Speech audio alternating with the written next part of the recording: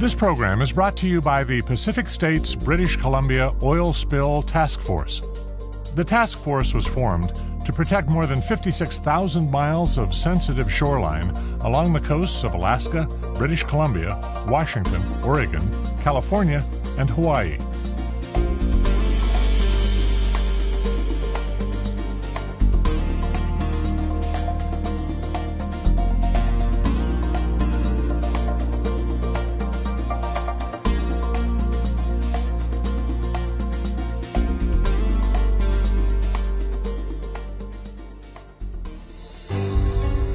A single oil spill can cost millions of dollars in cleanup expenses, provoke harsh regulatory responses, and increase monitoring and limits on bunkering operations.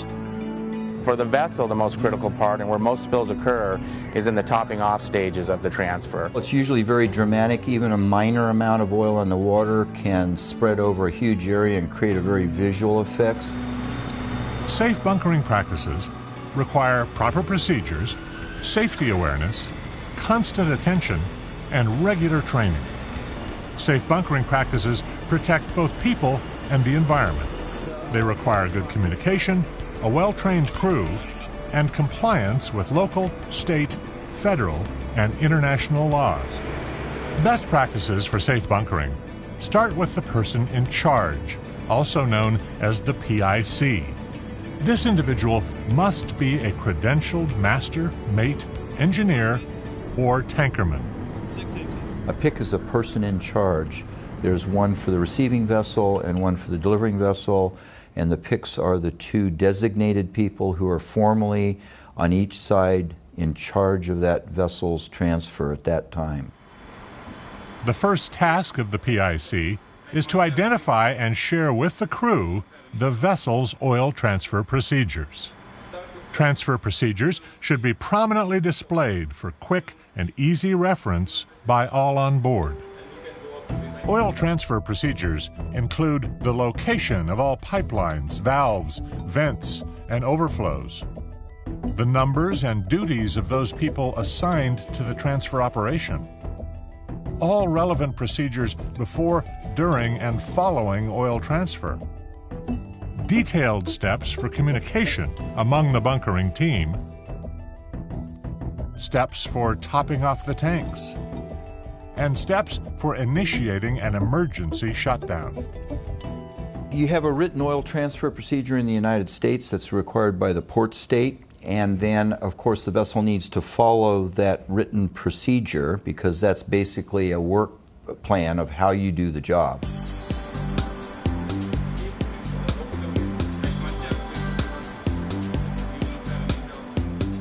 The preloading plan should include descriptions of the tanks and their capacities, the current level and type of oil in the tanks, expected final oil level and percentage at completion, the sequence of filling, and the monitoring procedures. It's important to stress to the crew that monitoring is more than simply observing the filling procedure. It's frequently watching the tank levels and valve alignments too. The pre-meet is a very important part of the process because that bunker team meeting, Washington State calls it a training session, but it's really a bunker team meeting, needs to be timely in that it's held very close to the time of the bunkering, and that's so that people still have it fresh in their mind. What's the plan, how we're doing it, what tanks, what volumes, what sequence, etc., and what level they're filling to, where's their stopping point. The PIC must emphasize, if anything appears to be out of order, crew members have a responsibility to stop or shut down the bunkering operation. Everyone must know they have that ability and responsibility to stop the transfer at any time. When in doubt, shut it down. Anybody involved in the transfer can absolutely shut down a cargo transfer at any time. Obviously, the barge is paying attention to what's going on the barge because they can't see what's going on the ship. So any issues that they see on the barge, they would immediately shut down. Or if they see something going on up on the ship that they're not comfortable with, they would be able to shut it down. By port and state regulations, we are not only the delivering vessel, but we are also their first responder. So when they have an incident aboard the ship and they shut us down, they have to be very forthcoming with us what's going on the ship. And if there is an incident, we have to be notified as soon as possible so we can initiate the first response if there is an incident and a possible spill. Designating transfer personnel is a key responsibility. Regulations vary, but most mariners agree that at least 4 individuals should devote their full time and attention to the bunkering process. The point of transfer watch must remain at the bunker manifold connection between the barge and receiving ships throughout the entire bunkering operation. It's a best practice to maintain a deck rover watch monitoring for spills. Additional crew may be needed to monitor all tank levels during topping off tanks or during bad weather conditions. I would say that the biggest incident is the ship, for some reason or another, overfills a tank, and they either have a deck spill or the spill enters the water. I would say that's the number one incident. Usually it's when they go to different tanks, sometimes they need to communicate the different rates, slow us down or speed us up. So I would say just the biggest incident for us that we look out for is the overfilling of the ship's tanks. Crew members assigned to bunkering operations should be free of distractions during the transfer, including any other duties. Cell phone usage and other electronic distractions should be prohibited.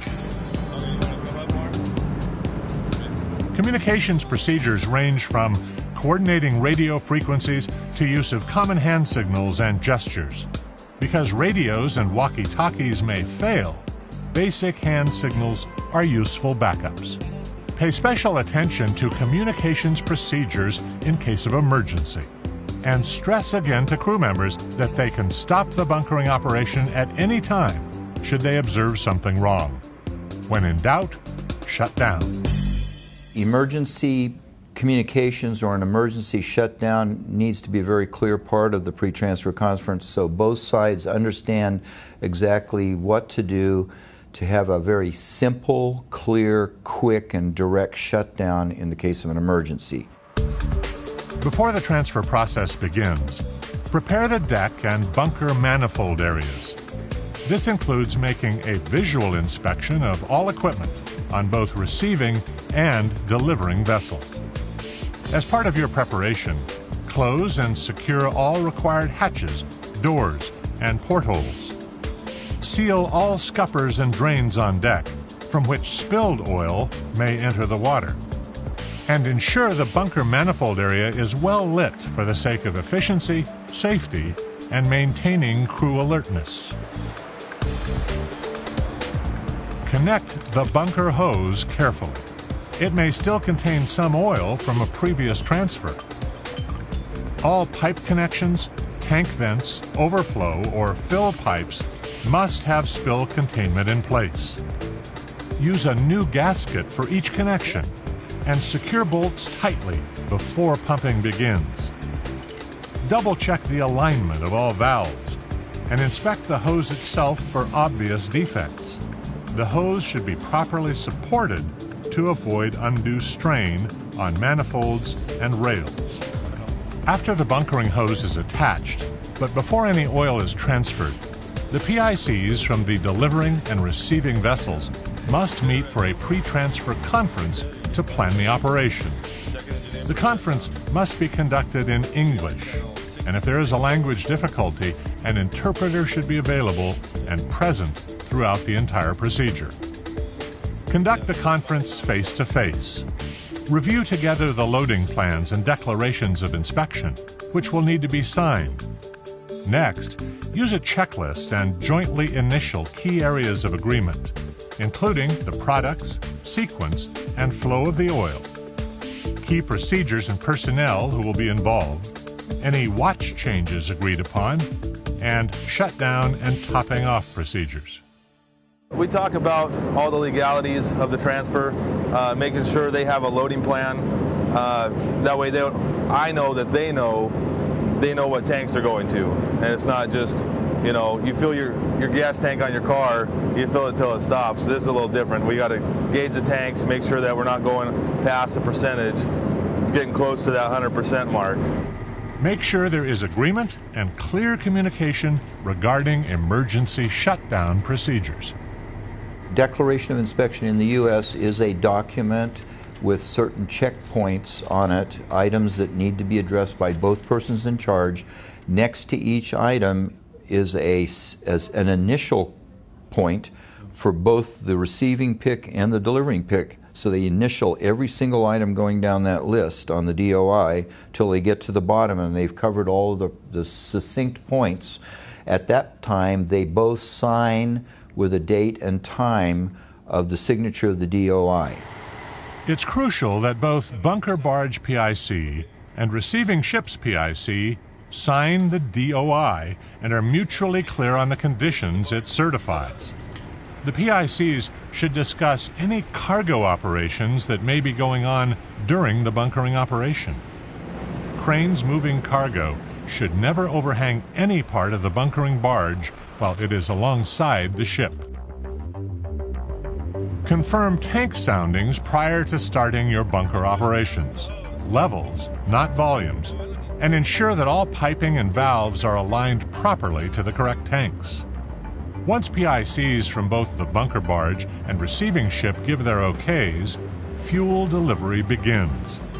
Start at a slow rate to ensure the transfer is proceeding as planned. Increase rate of flow to your agreed-upon maximum rate.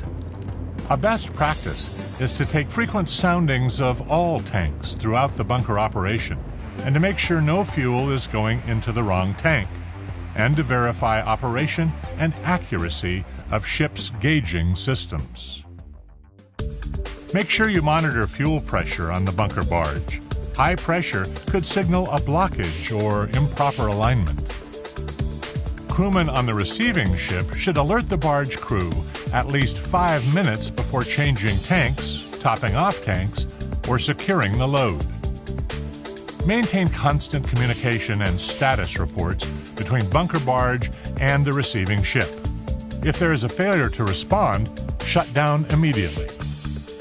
At the end of the bunkering operation, the PICs on both the barge and ship should check tank gauges and/or tank soundings and close all valves and tank fittings.